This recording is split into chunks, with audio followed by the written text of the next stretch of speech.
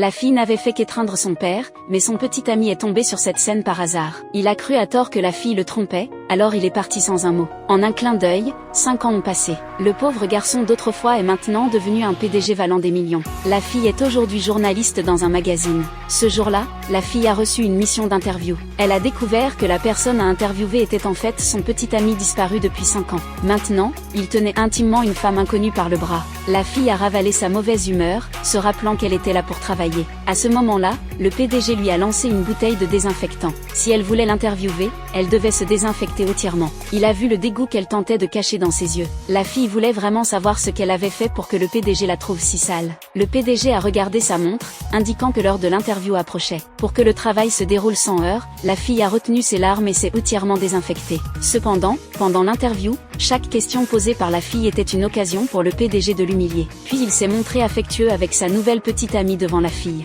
La fille a réprimé son envie de déchirer le PDG en morceaux et a persisté jusqu'à la fin malgré sa colère.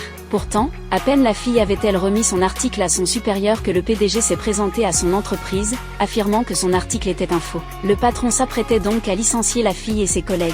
Une femme manipulatrice a suggéré de les bannir de tout le secteur. La fille a dit qu'elle partirait, mais que ses collègues étaient innocents et elle espérait que le PDG n'impliquerait pas des personnes innocentes. La fille a ainsi perdu son travail. Déprimée, elle est allée seule dans un café. Cependant, à peine assise, elle a rencontré un ami d'enfance qu'elle n'avait pas vu depuis des années. Lorsqu'il a appris que la fille et son petit ami s'étaient séparés, il lui a pris la main. Maintenant, il pouvait enfin courtiser la fille sans retenue. Malheureusement, le PDG est arrivé à ce moment-là avec la femme manipulatrice. En voyant cette scène, il a méprisé davantage la fille, avec des moqueries dans ses paroles. La fille ne voulant pas se disputer avec le PDG, elle s'est levée pour partir. Mais le PDG l'a arrêtée. L'ami, voulant défendre la fille, a giflé violemment le PDG. Le PDG voulait riposter mais la fille l'en a empêché. Puisque le PDG la méprisait tant, la fille l'a supplié de la laisser partir. Peu après, la fille a rencontré par hasard un camarade de lycée. Il lui a demandé avec colère ce qui s'était passé 5 ans auparavant. La fille s'est souvenue que ce jour-là, son père était venu lui rendre visite à l'école.